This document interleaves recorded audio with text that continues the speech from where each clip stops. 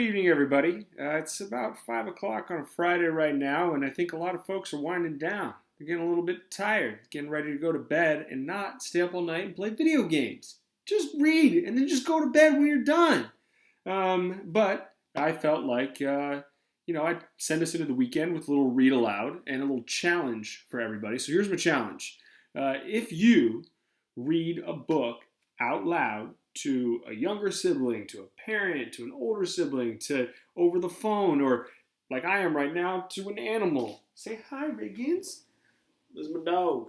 Ready and if you do that, there's a surprise incentive. Guess what? When teachers say they have a surprise incentive, they don't know what it is. They just say it. That's the secret of today's video. There's no such thing as a surprise incentive. That just means we haven't thought about it yet. So usually we just choose pizza. It's just pizza. That's what we do. We get pizza.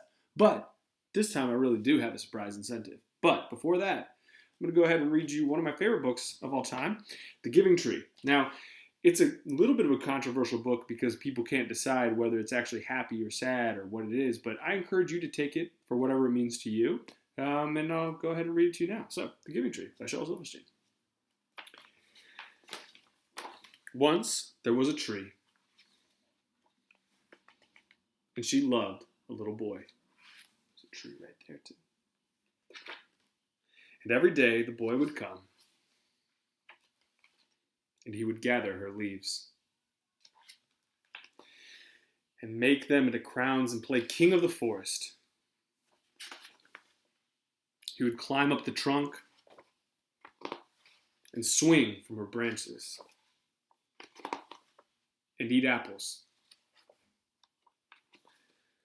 And they would play hide and go seek. And when he was tired, he would sleep in her shade.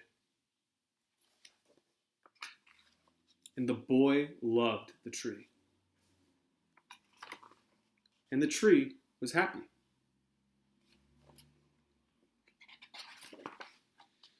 But time went by, and the boy grew older. I think that's a special friend. And the tree was often alone.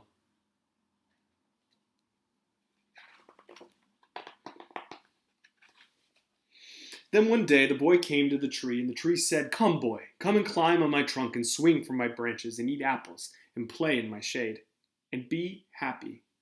"I am too big to climb and play," said the boy. "I want to buy things and have fun. I want some money. Can you give me some money?" "I'm sorry," said the tree, "but I have no money.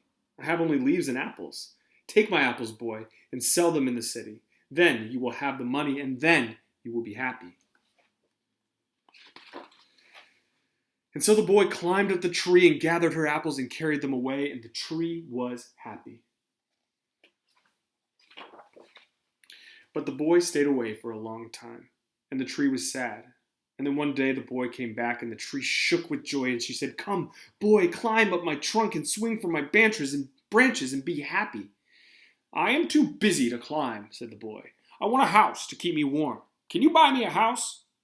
I want a wife, and I want children, so I need a home." "I have no house," said the tree. "The forest is my house. But you may cut off my branches and build a house, and then you will be happy." And so the boy cut off her branches and carried them away to build his new home.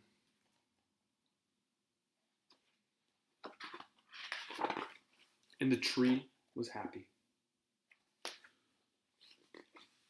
Why is the tree so happy? That's one of the questions that I think about in marriage. Why is the tree so happy?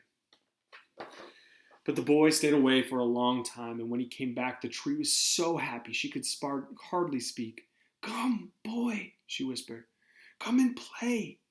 "I am too old and sad to play," said the boy.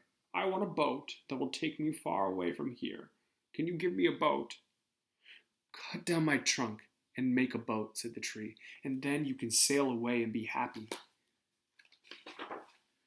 And so the boy cut down her trunk and made a boat and sailed away. And the tree was happy, but not really.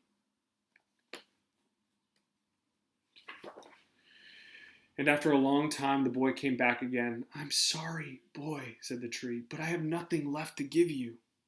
"My apples are gone." "My teeth are too weak for apples," said the boy. "My branches are gone," said the tree. "You cannot swing on them." "I am too old to swing on branches," said the boy. "My trunk is gone," said the tree. "You cannot climb." "I am too tired to climb," said the boy. "I am sorry," said the tree. "I wish that I could give you something, but I have nothing left. I am just an old stump, and I am sorry."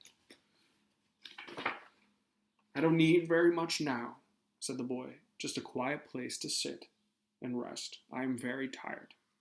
"Well," said the tree, straightening herself up as much as she could, "well, an old stump is good for sitting and resting. Come, boy, sit down and rest." And the boy did.